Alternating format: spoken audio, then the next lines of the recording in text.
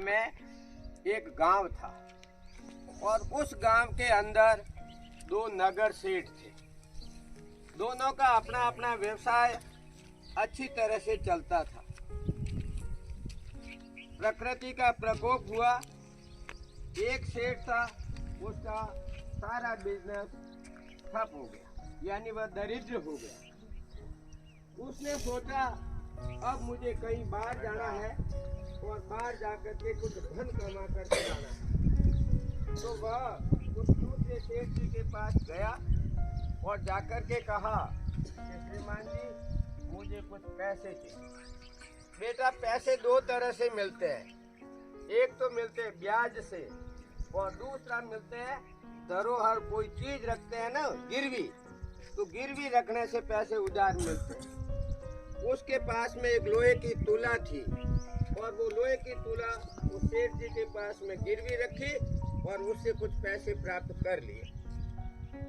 पैसे प्राप्त करके वह कमाने के लिए बाहर गया और 6 महीने के अंदर उसने बहुत कुछ पैसा कमा लिया और कमा करके पुनः वापस अपने गांव आया और गांव आकर के उस सेठ जी के पास में गया और कहा, श्रीमान जी आपके पैसे कितने हैं? मैं ब्याज के, आप अपने पैसे ले लीजिए और मेरी तुला मुझे वापस दे दीजिए। सेठ जी के मन में कुछ पाप आ गया। तुला बहुत अच्छी थी। उन्होंने कहा क्या करूं, आपकी तुला को तो चूहे खा गए।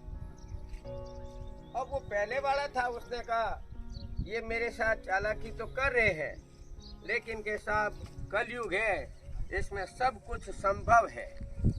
लोहे की तुला को भी चूहे खा सकते हैं, कोई बात नहीं।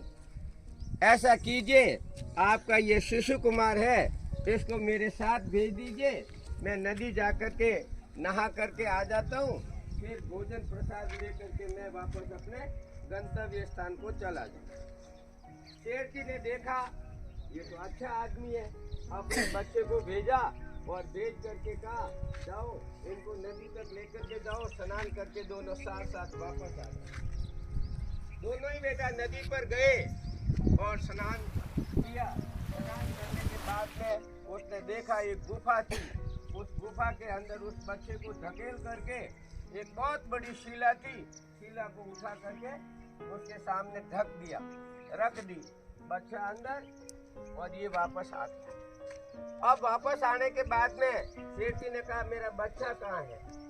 कि साहब वहाँ चील आई थी, बच्चे को कूड़ा करके लेकर के चली गई। तो कि ये कोई संभव है?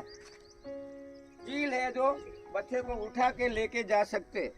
कि साहब क्षमा चाहता हूँ, उसको तो चील लेकर के चली गई। तो कि या तो आप मेरे बच्चे को वापस दे दीजिए, नहीं तो मैं राजा जी के पास में जाकर के शिकायत कर दूँ। कि भले ही शिकायत कर लो, चील लेकर के चली गई।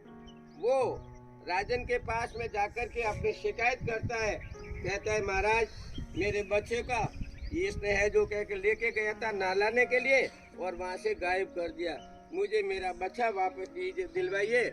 और रोने लगा। तब राजन ने उसको कहा कि भाई इसका बच्चा दे दो। कि श्रीमान जी जब लोहे की तुला को चूहे खा सकते हैं तो चील भी बच्चे को ले जा सकती है। राजन उसका अभिप्राय समझ गया।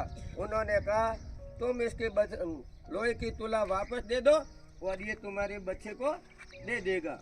दोनों को वापस अदला बदली करके वापस मिल गए। जय गौ माता, जय गुरुदेव।